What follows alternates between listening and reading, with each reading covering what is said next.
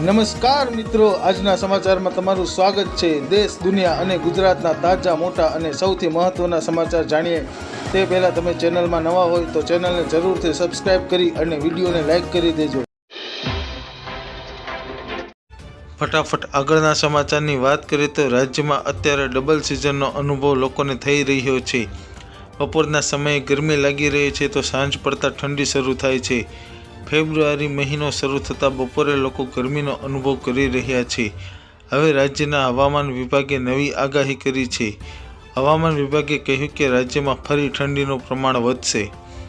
અમદાવાદ હવામાન કેન્દ્રના મોસમ વૈજ્ઞાનિક રામાશ્રય યાદવે માહિતી આપતા કહ્યું કે રાજ્યમાં આગામી 5 દિવસ વરસાદની કોઈ સંભાવના નથી।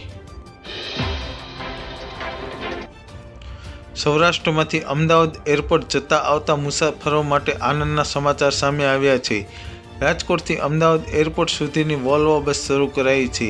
જે એસટી વોલ્વો બસ સાંજે 5 કલાકે રાજકોટ એસટી બસ સ્ટેશનથી ઉપડશે અને અમદાવાદ એરપોર્ટ પર રાતે 10 વાગે પહોંચશે અને અમદાવાદ એરપોર્ટ પરથી સવારે વહેલી 6 વાગે બસ ઉપડશે અને રાજકોટ બસ સ્ટેશનથી અમદાવાદ એરપોર્ટ જવા માટે 553 રૂપિયા ભાડું નક્કી છે।